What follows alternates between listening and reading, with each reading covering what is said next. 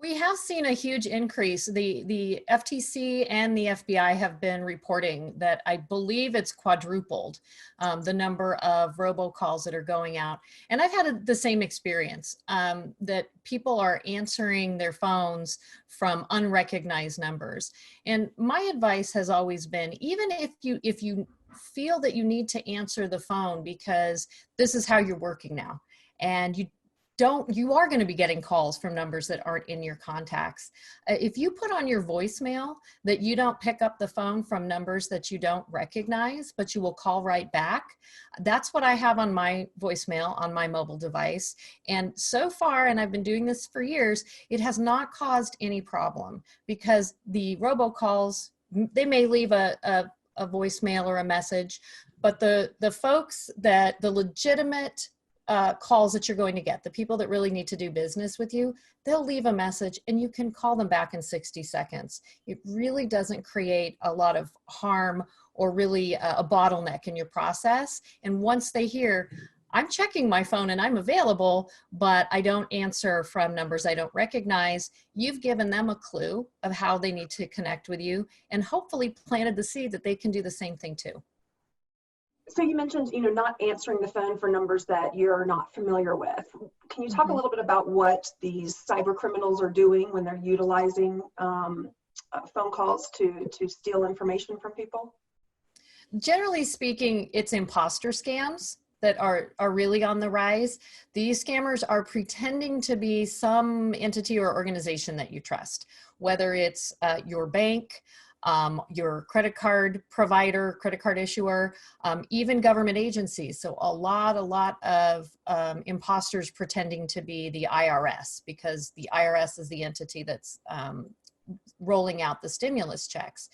And our advice to folks is, if you did not initiate that contact, you don't need to engage. So the example is, let's say you get a call and it's purporting to be from your bank, and they start asking you, verify your account. Please give us your account number and your routing number, your date of birth, maybe your social security number. And the scammers may have partial numbers on some of those accounts. They may even have like the last four of your social security number. Please don't be fooled into thinking that that legitimizes them in some way. The best way you can protect yourself is to say, nope, I'm not talking to you. You disengage, and then you go to the source. And the great thing about this piece of advice, this go to the source advice, is that it applies across the board. It doesn't matter if it's a phone call. It doesn't matter if it's an email. It doesn't matter if it's a text message. You can just practice this very easily. Nope, I'm not engaging with you. I am going to go to the source. And right now, we are just telling people to say, okay, bye, and hang up the phone. Absolutely. And same can be said for emails as well. Phishing scams coming to you that look like they're from your bank, or even I've got one the other day that looked like it was from my CEO. They have the name of my CEO, and they had him send me an email. It was not his email address, so I was able to identify that. But it seems like these hackers are very good at finding out at least a little bit of personal information and using that to exploit you for more sensitive data. Oh, absolutely. And that has been around for a long time. Phishing emails have been a problem, a rising problem, for a number of years. The challenge we have right now is that they are becoming more and more creative in how they get you to either click on a link, share information that you shouldn't be sharing, download a file. And I think the biggest concern that we have right now, again, it's about remote working and not being familiar with the platforms. So the things that the examples you were just giving are absolutely out there, but they're getting even more pernicious and sneaky.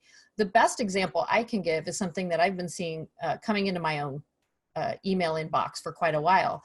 And that is you have a new voicemail message. I do get my voicemails forwarded from my office phone, forwarded into my email, because I travel a lot and I want to be kept up on who's contacting me. but I'm very familiar with what that looks like, with what my phone system looks like, how it appears in my email inbox. And so when I would get these foreign ones coming in that look differently, I could identify them quite easily. But for people that have never engaged in this before, this is the first time that they are working remotely, this is the first time that they're having this information come into their email box, they're not going to recognize what a legitimate voicemail message looks like. And so we're really encouraging employers, if you are doing this for your employees, that you show them that. That little bit of training will go a long way.